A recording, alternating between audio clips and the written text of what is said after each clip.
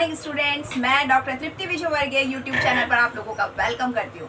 कैसे हैं आप लोग? बहुत बढ़िया, अच्छा है। कोविड-19 की सिचुएशन चल रही है, पर be at home and be safe बहुत ज़्यादा ज़रूरी है। चलिए आज की क्लास को शुरू करते हैं। आज हम आपको पढ़ाएंगे कंज्यूमर बाइंग के मॉडल्स। तो firstly we have to understand what is model. Model है क्या? मॉडल एक अंडरस्टैंडिंग वे है जिसको फ्लो चार्ट के जरिए समझाया जाता है, राइट? अब क्या होता है, बाइंग में हम ये देखते हैं कि कोई भी एक इंडिविजुअल किसी भी प्रोडक्ट को जब खरीदता है तो वो किस तरीके से अपने डिसीजन मेकिंग को करता है। तो कई उसके वेरिएबल्स काम कर रहे होते हैं जो कि डिपेंडेंट भी होते हैं, इंडिपेंडेंट भी हो सकते हैं। तो उनके बीच के रिलेशन को कई मैनेजमेंट एक्सपर्ट्स ने, साइको एनालिस्टिक एक्सपर्ट्स ने इसको डिस्क्राइब किया है, उसी को हमने मॉडल कहा है।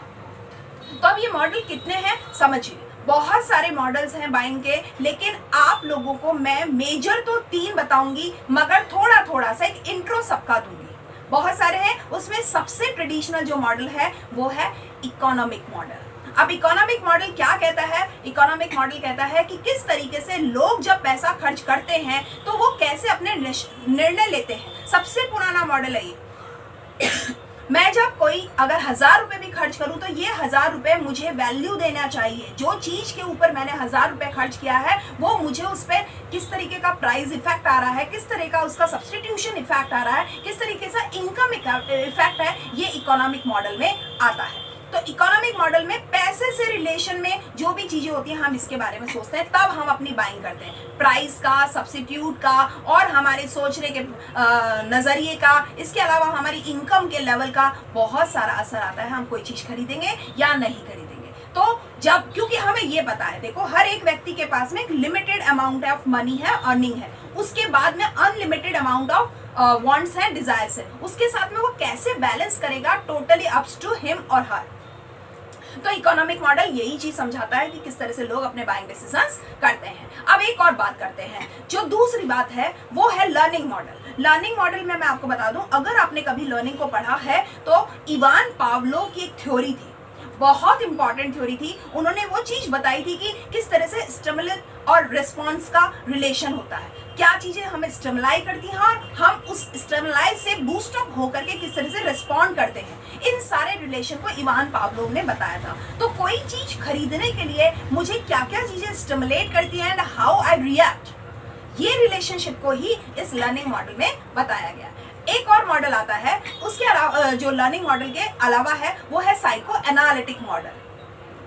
साइको एनालिटिकल मॉडल में क्या होता है, मैं मेरे कॉन्शियसनेस को और मेरे ब्रेन को, इन दोनों को यूज करती हूँ और मैं उसके बाद में अपने निर्णय लेती हूँ कि मुझे वो चीज खरीदनी है या नहीं खरीदनी है। यानी मेरी कॉन्शियसनेस मुझ पर कितना गवर्न करती है और मैं मेरी कॉन्शियसनेस पर कितना गवर्न करती हूँ, ये सारी चीजों के बीच का रिलेशन को हमारे बाइंग डिसीजन में डिस्क्राइब किया गया इस मॉडल में, राइट? इसके अलावा एक और मॉडल होता है, वो होता है सोशियोलॉजिकल। अब सोशियोलॉजिकल मॉडल में क्या होता है, सोसाइटी के साथ हम रह रहे हैं। देखो हम अकेले तो रह नहीं रहे, हम जब सोसाइटी के साथ रह रहे होते हैं तो सोसाइटी का इम्पैक्ट हम पर और हमारा इम्पैक्ट सोसाइटी पर इंटरचेंजेबली चलता रहता है। तो किस तरीके से हमारे डिफरेंट ग्रुप्स हम पर असर डालते हैं और उस वजह से हम कोई चीज को खरीदते या नहीं खरीदते हैं, इसी बात को इस जो साइको एनालिटिकल, सोशियो एनालिटिकल है, इस मॉडल में बताया गया है। तो आपको मैं बता दूं, इसमें बहुत सारी चीजें होती हैं, जैसे हमारी फैमिली, हमारा खुद का होना, हमारे स्कूल, हमारा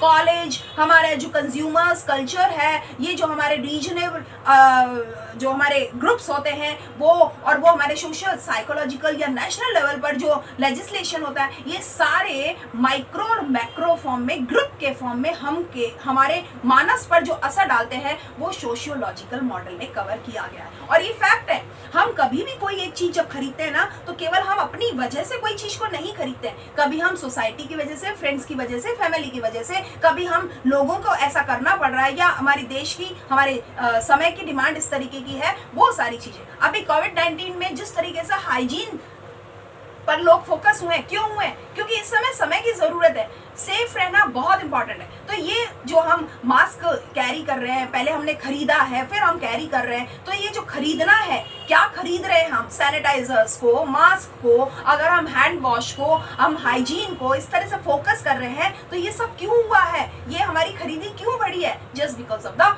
टाइम नीड। ये नीड ऑफ द टाइम है, इस वजह से हम खरीद रहे हैं। तो अब ये सारे तो थे ट्रेडिशनल मॉडल। अब थोड़ा सा हम बात करते हैं कंटेम्प्रेरी मॉडल्स की। कंटेम्प्रेरी मॉडल का मतलब है हम जिस समय के साथ हैं उस समय के हिसाब से, समकालीन मॉडल है।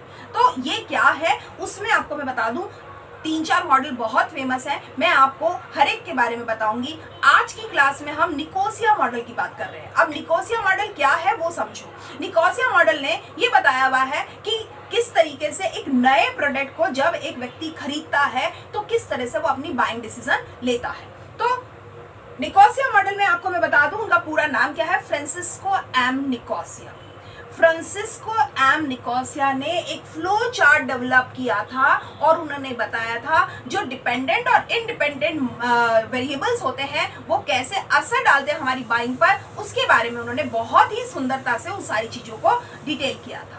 तो क्योंकि इन्होंने अपना सारा जो काम किया था वो एक सर्कुलर फॉर्म में किया था, तो इन्होंने कहा किसी भी बाइंग डिसीजन में हम उसे 4 फील्ड में बांट लेते हैं। एक व्यक्ति किस तरीके से अपने बाइंग डिसीजन लेता है, हम कहते हैं कि वो 4 फील्ड में से क्रॉस होकर के देन ही मेक्स हिज डिसीजन।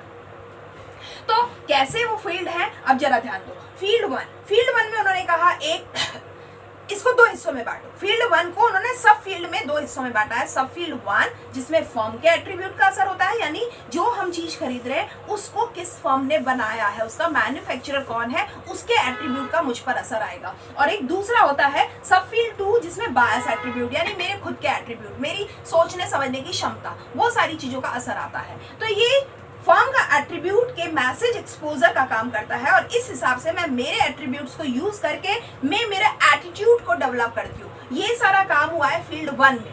फील्ड 1 में जो काम हुआ है उससे मैंने मेरा एटीट्यूड डेवलप किया है। अब एटीट्यूड डेवलप करने में ये सारी चीजों का बेस की तरह से काम होता है। जब मैंने मेरा एटीट्यूड डेवलप किया then I am going to make my buying decision.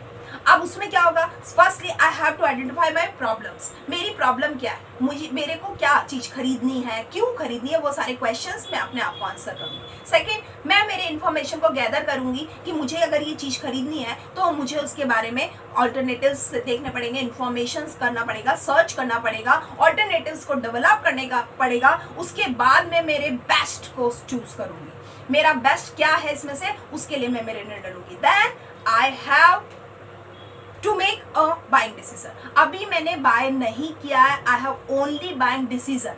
मैंने मेरे बाइंग डिसीजन को फ्रेम किया है। देखो, किसी चीज को खरीदना और किसी चीज के लिए निर्णय लेना, खरीदने का, ये 2 अलग अलग बातें हैं। मैंने अभी खरीदने का निर्णय लिया है, अभी खरीदा नहीं है। इसका मतलब इस निर्णय और इस खरीदने के बीच में भी कुछ है।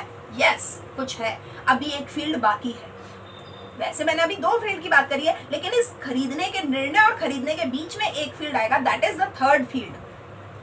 थर्ड फील्ड कहता है मेरे को मोटिवेटर्स किस तरह से काम कर रहे हैं, क्या चीजें हैं जो मेरे को पुश करती हैं, मोटिव देती हैं कि मुझे ये चीज खरीदनी ही चाहिए। कई बार ऐसा होता है, हमने निर्णय तो ले लिया कि मुझे ये खरीदना है, लेकिन वो मोटिवेशन अगर नेगेटिव आ गया तो मैंने इस निर्णय को कैंसिल कर दिया। नो, अब मैं नहीं खरीदूंगी। ये कोई चीज हो सकती है, मैं नहीं खरीदूंगी।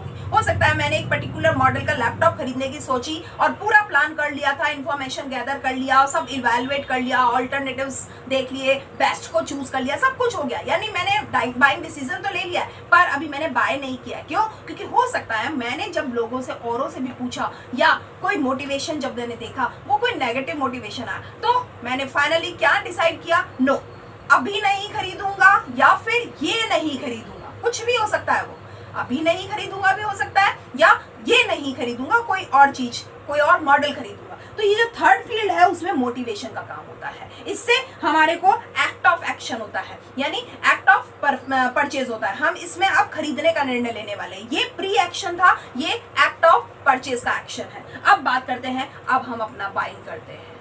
अब थर्ड फील्ड के बाद अब हमने बाय किया, तो फोर्थ फील्ड क्या कहता है? फोर्थ फील्ड कहता है फीडबैक को। फोर्थ फील्ड कहता है फीडबैक को। अब हम ये देखेंगे, जिसको अपन पोस्ट बाइंग बिहेवियर कह सकते हैं। अब हम ये देखेंगे कि ये मैंने जो बाइंग डिसीजन लिया था वो सही था या नहीं था, रेशनल डिसीजन था या नहीं था, एथिकली मेरा गुड था या नहीं था। तो इससे मैं मेरा एक एक्सपीरियंस डेवलप करूंगा।